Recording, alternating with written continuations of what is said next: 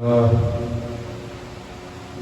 لله نحمده ونستعينه ونستغفره ونؤمن به ونتوكل عليه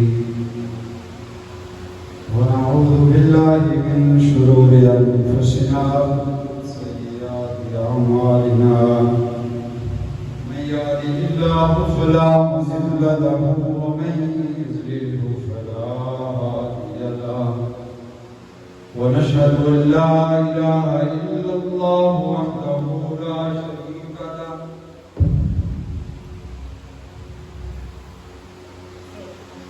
ونشهد أن سيدنا ومولانا محمدا عبده ورسوله أرسله بالحق بشيرا ونذيرا وداعيا إلى الله بإذنه وسراجا منيرا أما بعد أعوذ بالله من الشيطان الرجيم بسم الله الرحمن الرحيم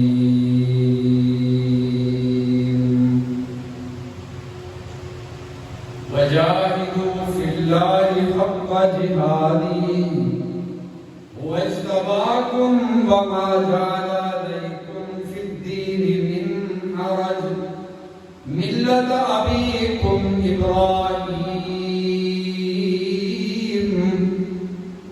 وسماكم المسلمين من قبل وفي هذا ليكون الرسول شهيدا عليكم وتكونوا شهداء على الناس وأقيموا الصلاة وآتوا الزكاة واعتصموا بالله هو مولاكم فنعم المولى ونعم النصير صدق الله خالقنا العظيم وبلغنا رسوله النبي الكريم قال النبي صلى الله تعالى عليه وسلم الجهاد ماضٍ إلى يوم القيامة أو كما قال عليه الصلاة والسلام. گرامی قدر معزز محترم حاضرین سامعین مفلسین مواہدین دوستوں اور بزرگوں، مالک ارض و سما کا کروڑوں بار احسان ہے جس نے جمعۃ المبارک کی مقدس گھڑیوں میں اپنے گھر میں حاضری کی توفیق سے نوازا۔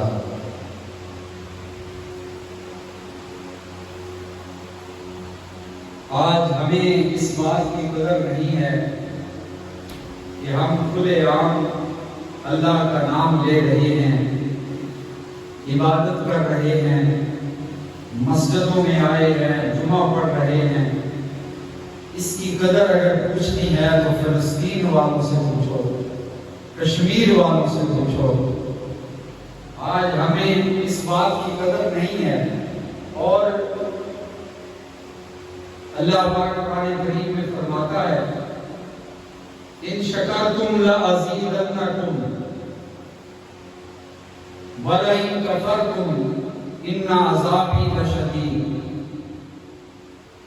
میری نعمتوں پر اگر شکر کرو گے تو میں ان نعمتوں میں اضافہ کر دوں گا، لازیدنکم، زیادہ کر دوں گا ان نعمتوں کو، وَلَئِن كَفَرْتُمْ، اور اگر تم نے ناشکری کی، میری نعمتوں کا شکر ادا نہ کیا، تو اس کو اللہ نے یہاں قرآن کریم کے اس موقع پر ناشکری کو کفر کے ساتھ تعبیر کیا۔ ان کفرتم یعنی ناشکری کرنا اللہ کی نعمتوں کی، یہ کفر ہے۔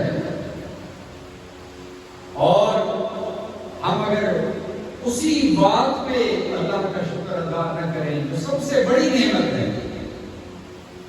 سب سے بڑی نعمت ہدایت کی نعمت، سب سے بڑی نعمت ایمان کی نعمت، سب سے بڑی نعمت اللہ کی بندگی والی نعمت ہے. اور اللہ تعالیٰ پھر ان نعمتوں سے محروم کر دیتا ہے انسان. ہم آج کھلے عام اذانیں ہو رہی ہیں، نمازیں پڑھ رہے ہیں، جمعے پڑھ رہے ہیں، بیان سن رہے ہیں، قرآن کریم کی تلاوت ہو رہی ہے.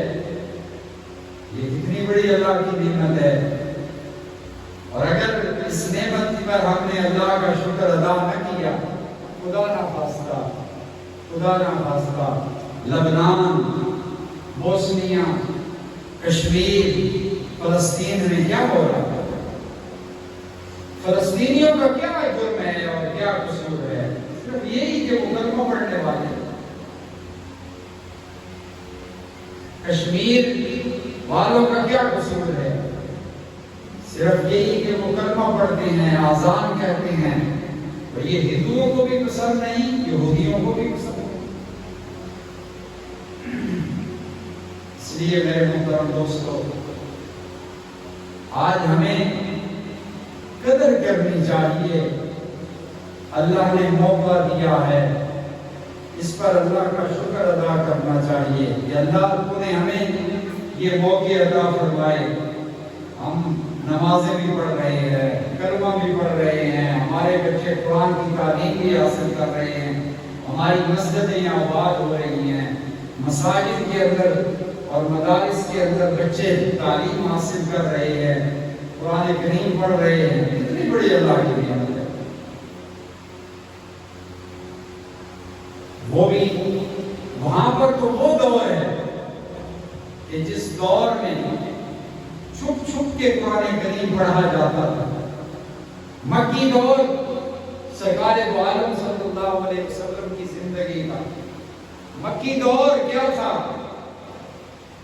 کوئی سرے عام کھلے عام اللہ کی بندگی نہیں کر سکتا. حضرت سیدنا عمر فاروق رضی اللہ تعالی عنہ کے اسلام لانے کا واقعہ آپ سب حضرات کو علم ہے کہ بہن دروازہ بند کر کے چھپ کر قرآن پڑھ رہی ہے. حضرت عمر فاروق تلوار لے کر سرکار دو عالم صلی اللہ علیہ وسلم کو شہید کرنے کے لیے جا رہے ہیں. حضرت نعیم راستے میں ملتے ہیں، کہتے ہیں کہاں کا ارادہ ہے؟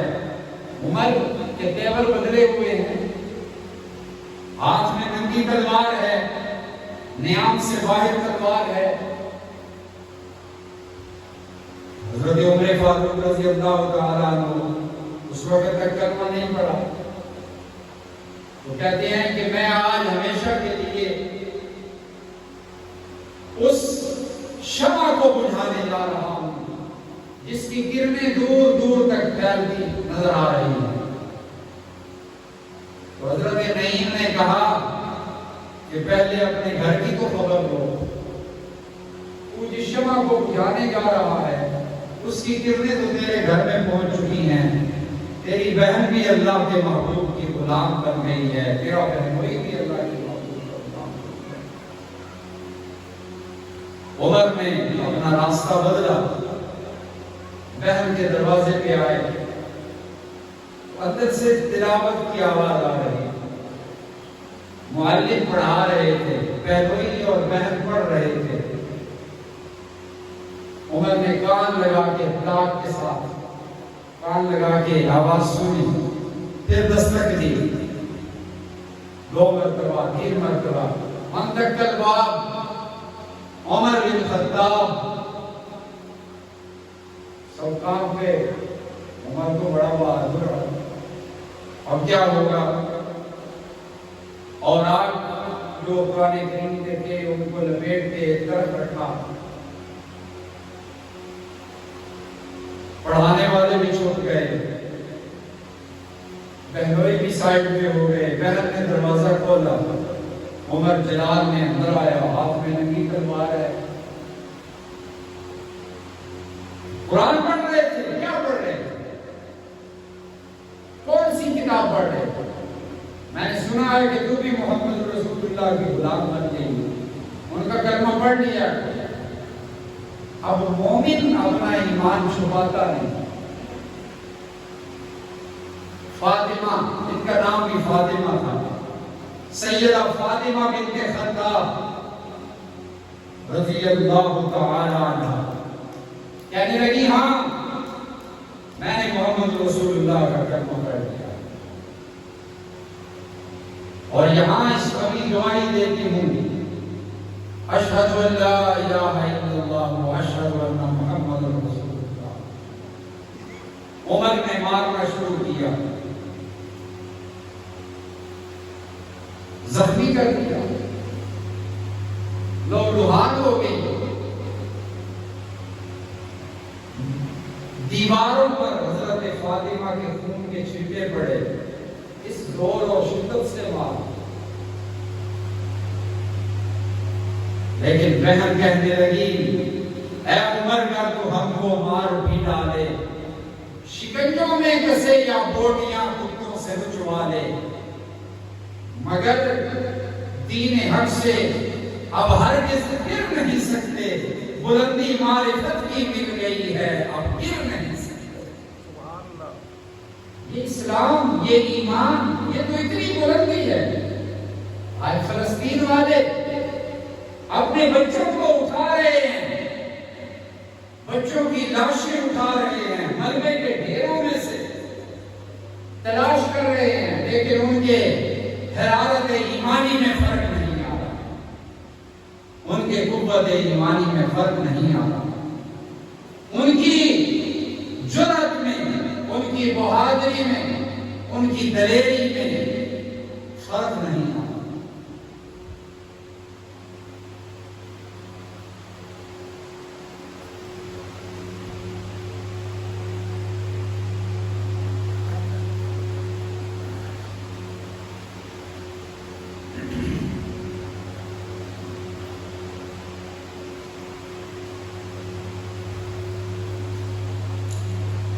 اللہ اکبر۔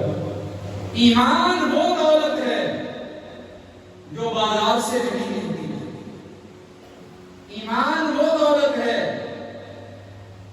جو کہ کسی کے کہنے سے نہیں ملتی، ایمان وہ دولت ہے کہ جو طلب سے ملتی ہے، اور سچا ایمان، سچا مومن جو ہوتا ہے وہ کیا ہوتا ہے؟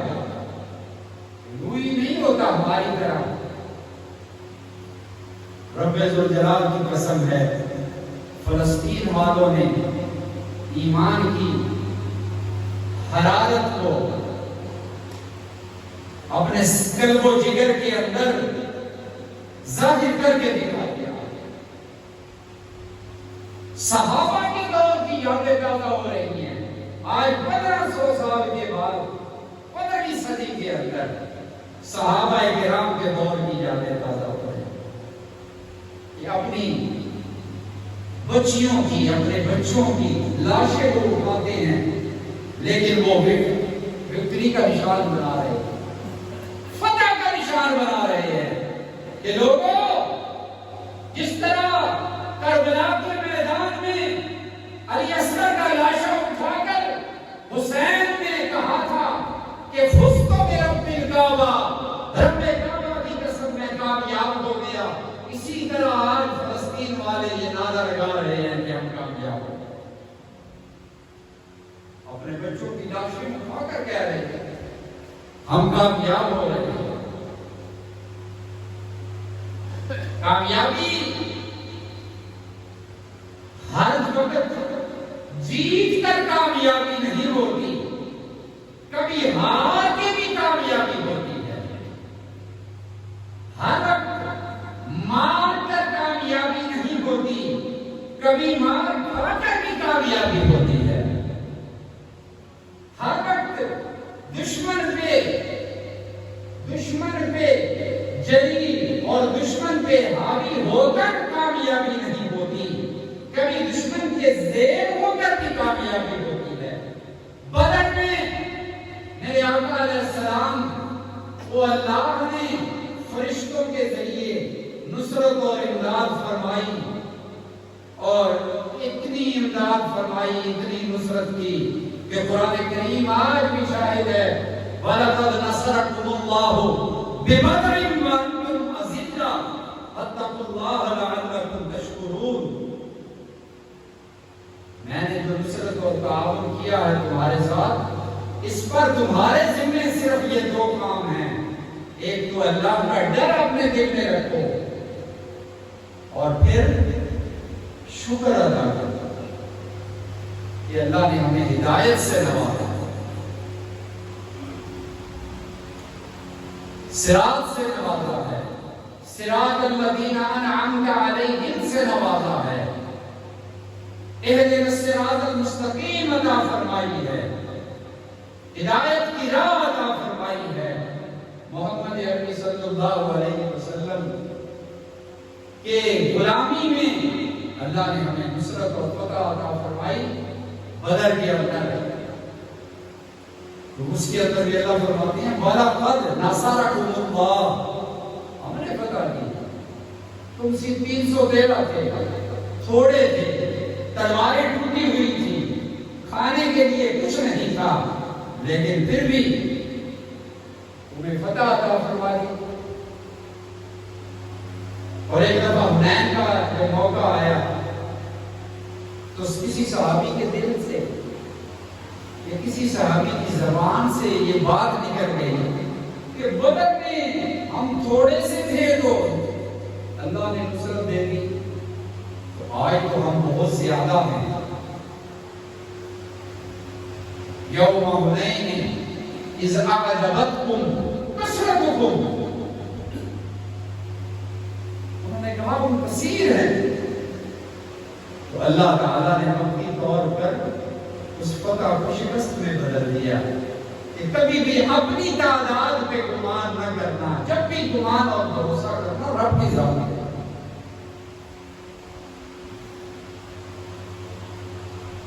ہم صبح و شام محمد رسول اللہ صلی اللہ علیہ وسلم کی نافرمانی کرتے ہیں، پھر بھی ہم کہتے ہیں کہ ہمارے اوپر نصرت کیوں نہیں آ رہی، مدد کیوں نہیں آ رہی، قربانی دینے کو ہم تیار نہیں ہیں، جہاد کے لیے ہم تیار نہیں ہیں، دین کی محنت کے لیے ہم تیار نہیں ہیں، تمام ارکان کو اسلام کے مطابق ادا کرنے کے لیے ہم تیار نہیں ہیں۔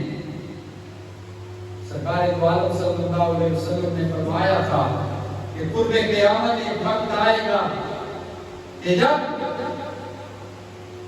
اسلام فقط نام رہ جائے گا، دین فقط رسم رہ جائے گا، اب اسلام صرف نام کا مسلمان رہ گیا ہے، نام ہے مسلمان، کام سارے ہندوؤں والے، کام سارے ان سے بھی گئے گزرے، کہتے ہیں غیر مسلم جھوٹ بھی نہیں بولتے، کہتے ہیں جو ان کے ساتھ زندگی گزار کے آئے وہ جھوٹ نہیں بولتے، دھوکہ نہیں کرتے، فریب نہیں کرتے، بس صرف کلمہ نہیں پڑھتے، اور ہم نے کلمہ پڑھ لیا ہے اور اسی گمان میں ہیں کیا وہ ہم جو جب ہی کریں،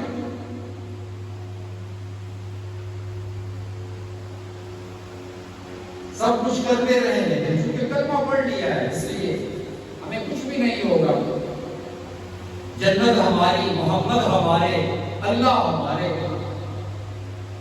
نہیں میرے دوستو، آج پوری امت مسلمہ کی طرف سے فرض کفایہ فلسطین والے، کشمیر والے، بوسنیا والے اور لبنان والے وہ ادا کر رہے ہیں، لیکن جہاد فرض کفایہ نہیں ہے، فرض عین ہے۔ فرض کفایہ نماز جنازہ گھر میں سے ایک آدمی چلو پڑھائے، فرض کفایہ ہے، لیکن جو فجر کی نماز ہے، ظہر کی نماز ہے، عصر مغرب کی نماز ہے، جمعہ کی نماز ہے، یہ فرض عین ہے۔ یہ ایسے نہیں ہے کہ ایک بندہ گھر سے پڑھا ہے۔ اسی طرح جہاد فرض کفایہ نہیں ہے کہ امت کا ایک حصہ فرض کفایہ ادا کرے اور دوسرے گھر میں بیٹھے رہے۔ یہ فرض عین ہے، سب کو جانا ہوگا، سب کو جہاد کرنا ہوگا۔ 3 آدمی نہیں گئے تھے، 3 صحابی ایک غزوہ میں نہیں گئے، اور وہ بھی ان کا ارادہ تھا جانے کا۔ جیسے آج ہم بعض دفعہ ہم پوچھتے ہیں کسی سے کہ نماز میں نہیں آیا، او میں آنے کا ارادہ تھا لیکن آنکھ رہ گئی۔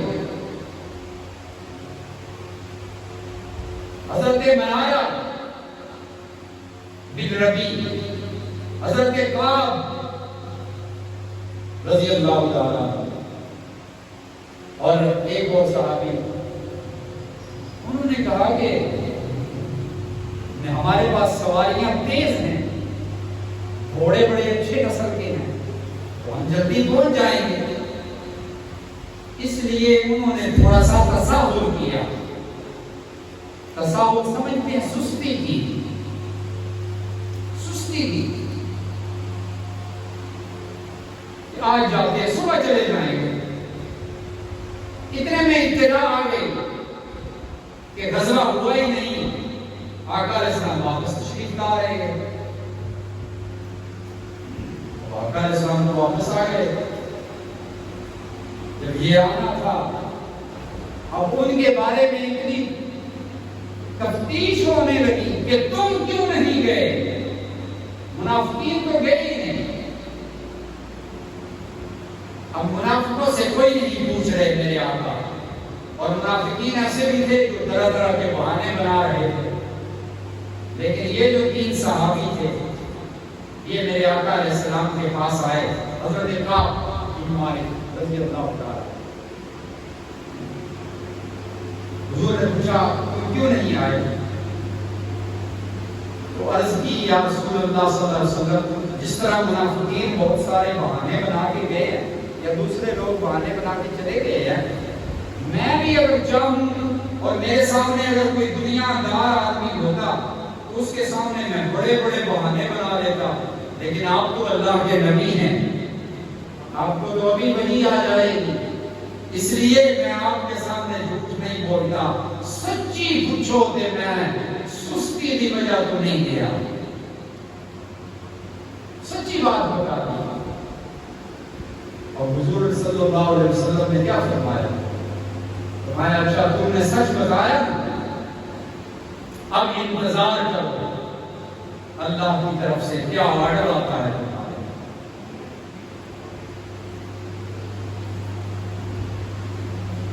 فرمایا اور بھی کوئی تیرے ساتھ 2 آدمی ہیں؟ ہاں اور بھی 2 آدمی ہیں، حضرت ہلال ہیں، حضرت ربیع ہیں، ٹھیک ہے، ان کو بھی کہو کہ اللہ کے حکم کا انتظار کریں۔ 40 دن گزر گئے، حضور نے فرمایا جب تک اللہ کی طرف سے کوئی حکم نہیں آتا ان تینوں صحابیوں کے ساتھ بول چال ختم کر دو،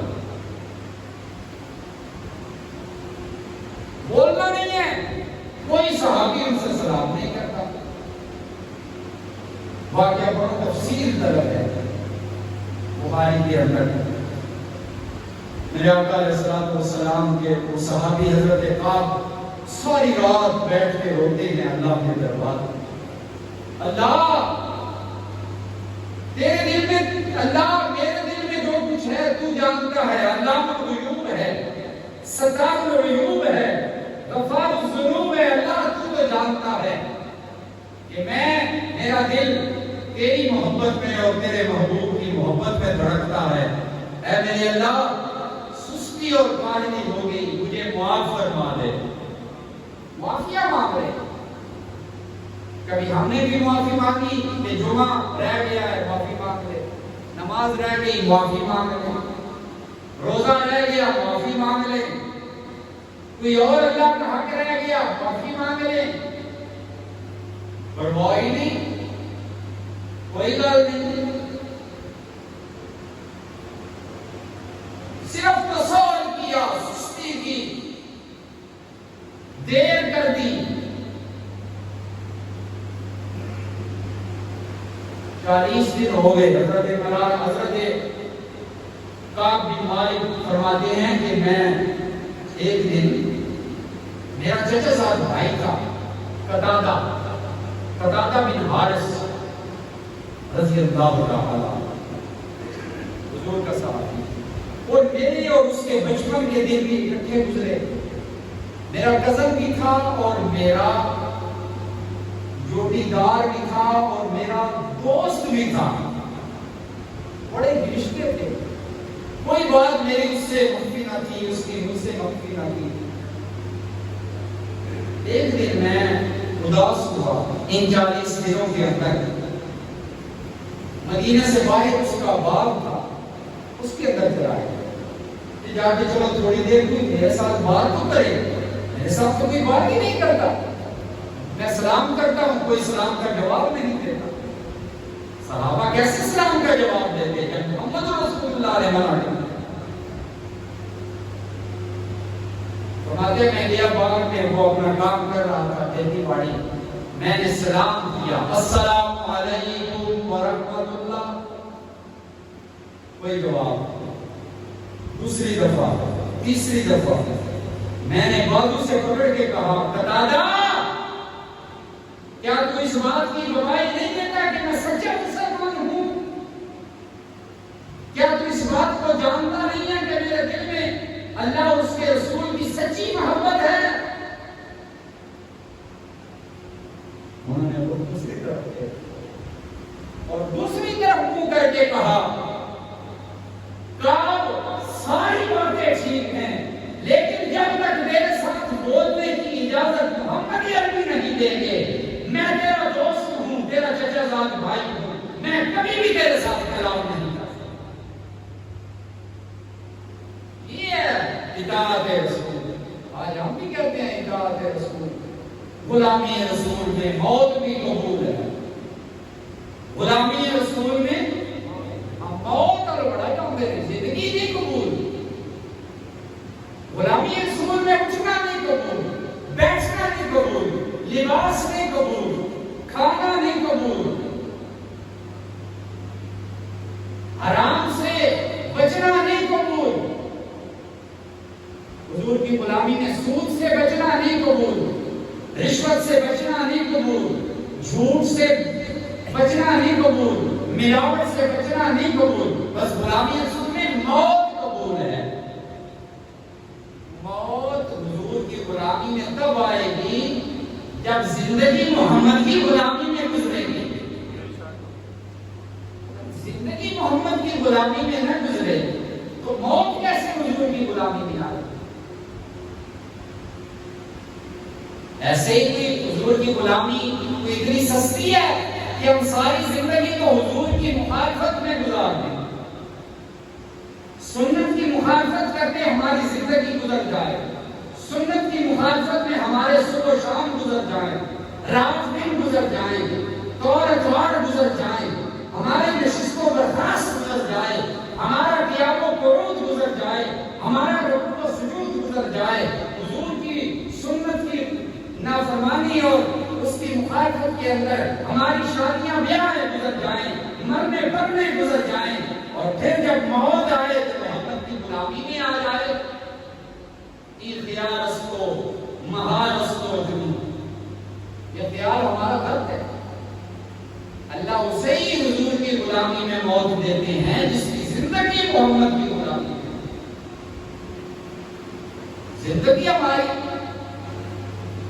ہماری تجارت، ہماری سوداگری، ہماری کھیتی باڑی اور ہماری ملازمت سب کچھ محمد کی غلامی کے خلاف ہو، اور پھر ہم کہیں کہ محمد کی غلامی میں موت آ جائے، یہ نہیں ہو سکتا۔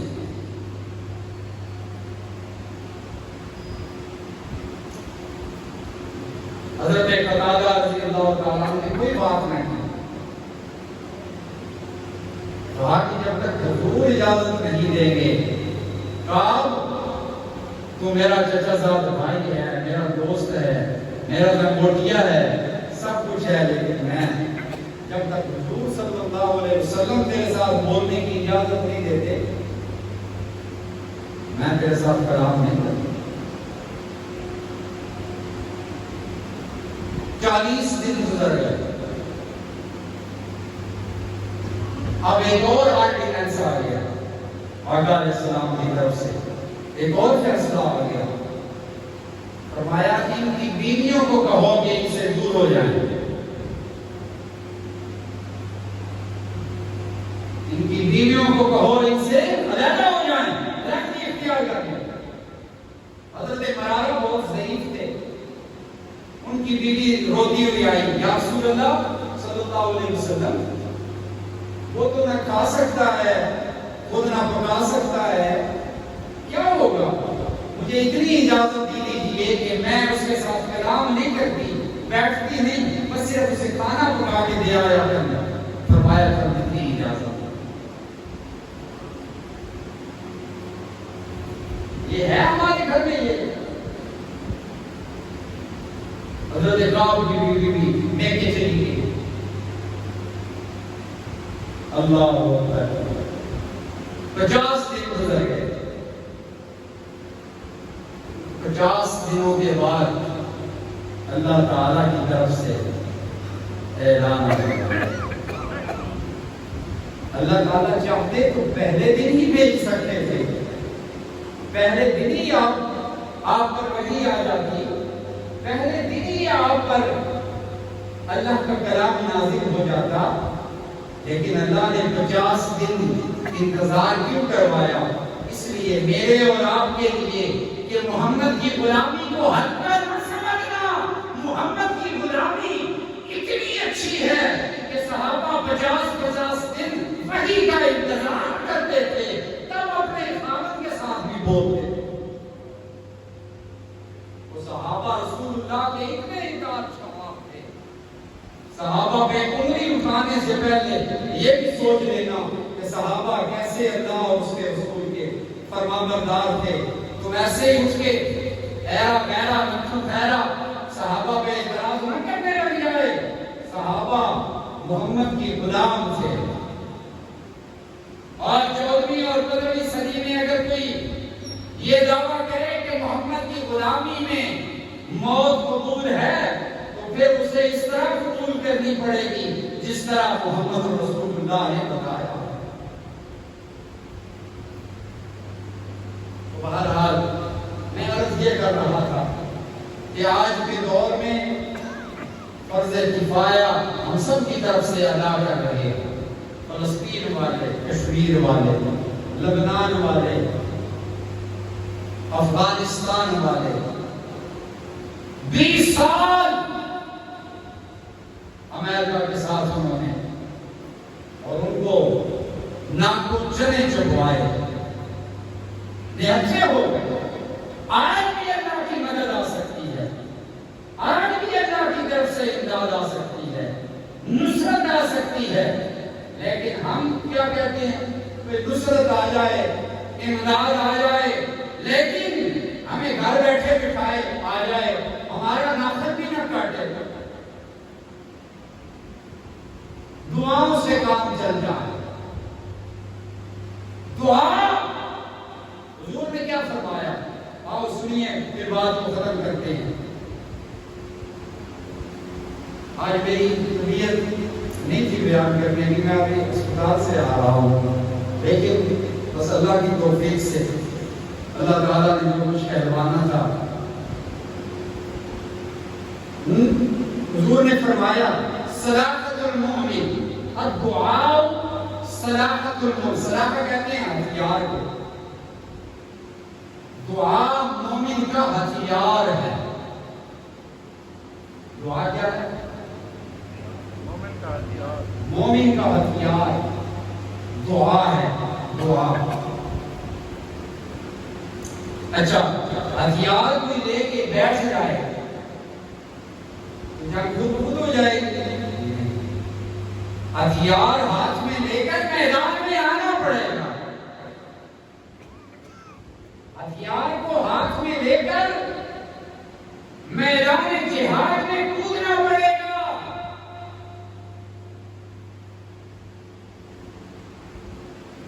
ہتھیار ہے ہمارے پاس، سب سے بڑا ہتھیار سلاحت المومن الدعاء، سلاحت المومن اکبر، بڑا ہتھیار ہے۔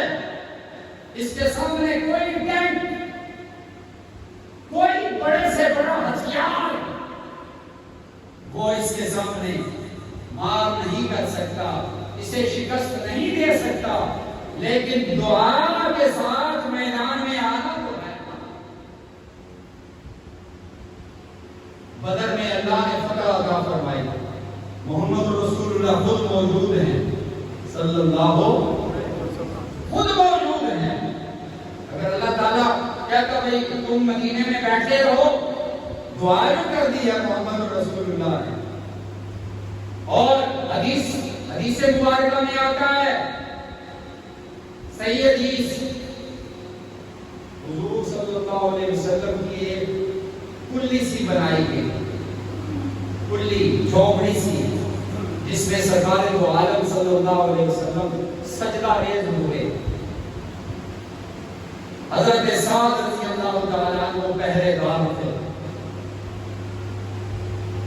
اور حضرت ابوبکر صدیق فرماتے ہیں کسی صحابی کو اندر جانے کی اجازت نہ تھی، لیکن جب میں آیا تو سعد نے مجھے نہ روکا، اس لیے کہ ابوبکر اور صدیق دونوں رازدان تھے۔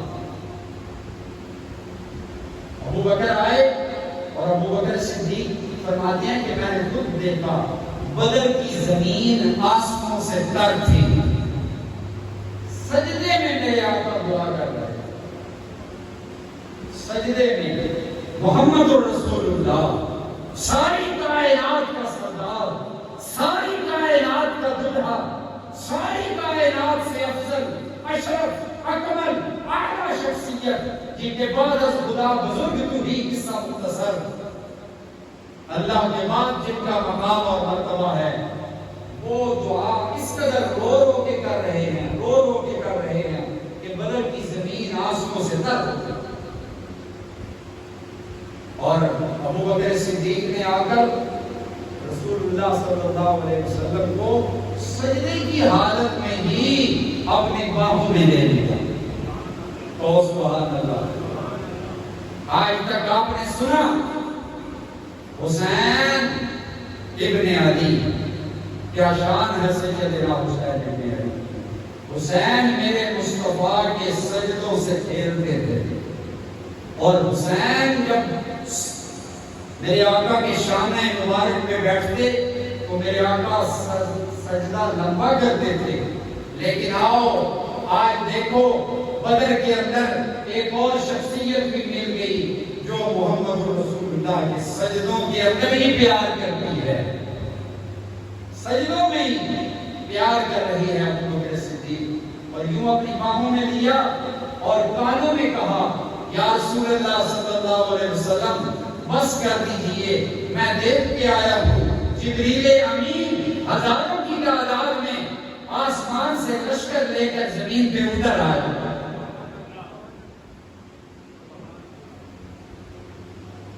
جبریل آ گئے، 1000، 2000، 3000، 4000 فرشتوں کے لشکر آ گئے آسمان سے۔ وہ آسمان سے لشکر کب آئے؟ جب مدینے سے چلے نا، ابن ابی نے یہی کہا تھا جو آج ہم کہتے ہیں، ابھی علی ایسی پوزیشن اس نہیں جان کر ہوں گی، علی ساڑھے کو طاقت نہیں، علی ساڑھے کو ہتھیار نہیں، او کتنے یار اسرائیل کے کتنے اسی پاکستانی، او بڑی طاقتور قوم ہے جو بڑی یہودی قوم بڑی طاقتور ہے، یہ ہر ایک مسلمان کی زبان پہ لکھی۔ فلسطین والوں نے دکھا دیا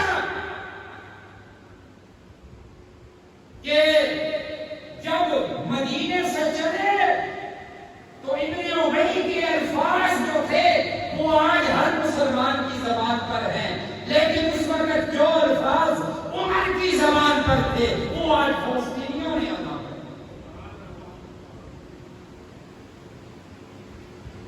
جو ابو بکر کی زبان پر تھے، جو سعد کی زبان پر تھے، جو حضرت مرارہ کی زبان پر تھے، حضرت کعب بن مالک کی زبان پر تھے، جو اس وقت حضرت حمزہ کی زبان پر تھے، جو الفاظ وہ آج فلسطین والوں نے ادا کیے۔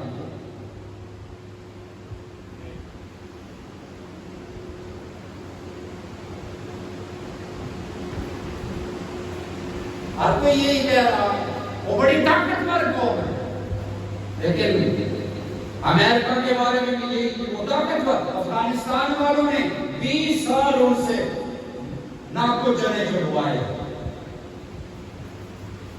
پھر کوئی وہاں سے نکلنے پہ مجبور ہو گئے۔ یہ کیا ہے؟ آج ہم بھی وہی الفاظ دہرا رہے ہیں جو غیر مسلموں کے الفاظ تھے، جو منافقوں کے الفاظ تھے۔ میرے آقا علیہ السلام نے فرمایا نکلیے، ایک بچی ایک عورت اپنے بچے کو اٹھا کے لائے، دودھ پیتے بچے کو۔ میرے آقا نے فرمایا یہ کیا کرے گا؟ یا رسول اللہ میرے گھر میں شوہر کوئی نہیں، یہ یتیم ہے، میرا بھائی کوئی نہیں، میرا باپ کوئی نہیں، یا رسول اللہ یہی ہے گھر کے اندر، اسے لے جائیے، کوئی مجاہد اپنی ڈھال بنا لے گا، میں بھی کل قیامت کے دن شہیدوں کی ماں بن جاؤں گا۔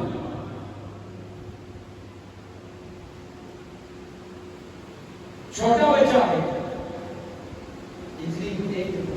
معاذ اور محبت بدر کے اندر ایڑیوں پر کھڑا ہے، ایڑیوں پر۔ جب حضور صفے چیک کر رہے ہیں، دائیں چیک کر رہے ہیں، 313 تو سارے تھے، 313 وہ ایڑیوں پہ کھڑا ہے معاذ کہ میں بڑا نظر آ رہا ہوں۔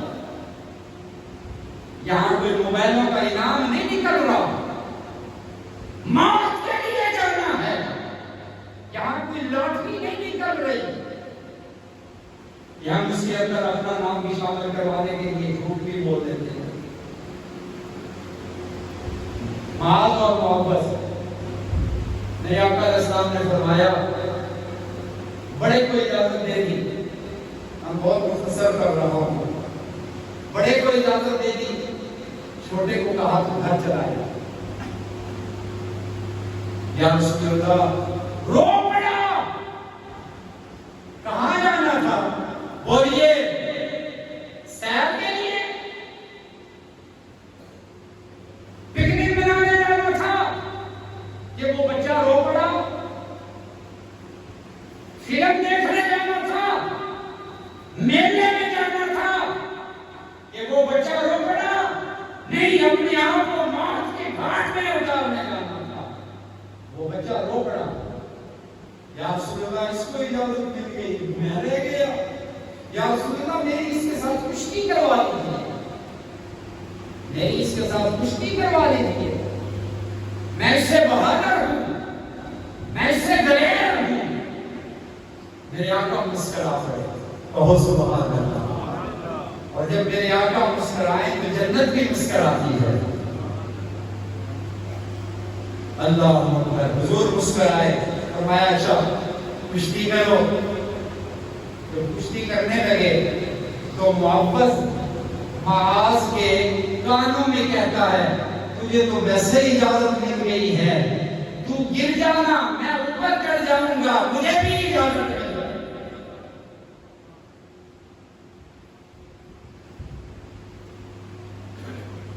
وہ صحابہ کے بچے تھے، آج ہمارے بچے تھے، ماں باپ کا کہنا نہیں مانتے۔ اچھا فیسیں دو، انگریزی اسکولوں میں پڑھاؤ، ماں باپ کے بچے کو کیسے کہنا مانتے؟ قرآن پڑھا نہیں، حدیث پڑھی نہیں، باپ کی قدر کیا ہے، ماں کی قدر کیا ہے؟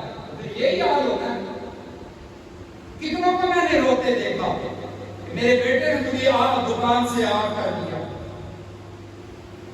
بے وارث کر دیا، در در پھر رہا ہوں۔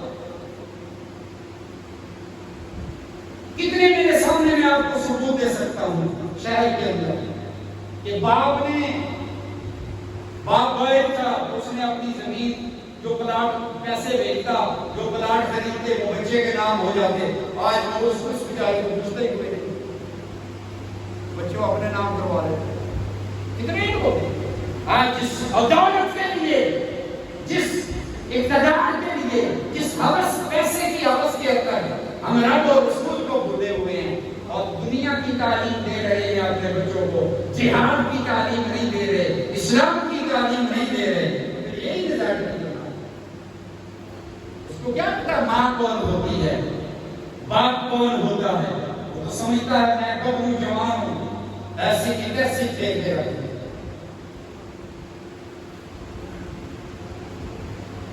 اللہ اکبر۔ تو جب وہ صحابہ نکلے، یا اس نے کہا میرے پاس تو تلوار بھی نہیں ہے، میرے آقا نے یوں کھجور کا ایک تنا تھا، اس کے اوپر سے یوں ایک شاخ توڑی، یوں شاخ توڑی، فرمایا یہی تلوار بن جائے۔ کہو سبحان اللہ، کہو سبحان اللہ، میرے آقا کا معجزہ ہے، کہو سبحان اللہ۔ وہ صحابی کہتے ہیں میں نے اس شاخ کے ساتھ کتنے کافروں کو قتل کیا۔ وہ نصرت کب آئی؟ جب وہ نکلے۔ ہر بیٹھنے سے کام نہیں ہوتا، اس کے لیے تب وہ دو کرنی پڑتی ہے، تن من دھن مارنا پڑتا ہے، تب معاشرہ اسلامی بنتا ہے، تب دور و دوار بنتے ہیں۔ ہمارے بازار جھوٹ سے بھرے پڑے، ہمارے دفاتر رشوت سے بھرے پڑے، ہماری عدالتیں جھوٹے مقدمات سے بھری پڑی، اور پھر ہم کہتے ہیں کہ ہمارے اوپر نصرت اور مدد نہیں۔ شرم نہیں آتی ہمیں نصرت اور مدد اللہ سے مانگتے ہو؟ پھر بھی مانگنا کس سے ہے؟ اس سے مانگنا ہے اللہ سے۔ اللہ کہتا ہے غفور الرحیم میں لا تقنطوا من رحمت اللہ ان اللہ یغفر الذنوب جميعا انہ هو الغفور الرحیم نبئ عبادی انی انا الغفور الرحیم۔ بہت سبحان فرمایا میرے محبوب صلی اللہ علیہ وسلم، میری امت کو بتا دو، نبئ عبادی میرے بندوں کو بتا دو، نبئ عبادی۔ اللہ پھر بھی کیا کہہ رہا ہے ہمیں کہ میرے بندے عبادی۔ کبھی ہم نے کہا ہے کہ وہ اللہ میرا اللہ؟ نبئ عبادی میرے بندوں کو بتا دے محمد صلی اللہ کیا بتا دے؟ انی انا الغفور الرحیم، میں غفور الرحیم۔ اللہ کے بندوں کو، تیرے نیک بندوں کو فرمایا نہیں جنہوں نے گناہ کر کر کے زمین اور آسمان کو بھی بھر دیا ہے، سمندروں کے پانیوں سے زیادہ ان کے گناہ ہیں، اور کائنات کے شجر و حجر سے زیادہ ان کے گناہ ہیں، ان کو بھی بتا دو انی انا الغفور الرحیم۔ مرنے سے پہلے آ جا میرے دربار میں، ایک دفعہ معافی مانگ، معافی مانگنا تیرا کام اور معاف کرنا اللہ غفور الرحیم کا کام ہے۔ میرے محترم دوستو، اللہ رب العالمین سے التجا ہے کہ اللہ ہمیں قرآن و سنت پر عمل پیرا ہونے کی توفیق عطا فرمائے، اپنی محبت نصیب فرمائے، اپنی اطاعت نصیب فرمائے، اپنے پیارے محبوب صلی اللہ علیہ وسلم کی رضا والی زندگی نصیب فرمائے۔ آخر دعوانا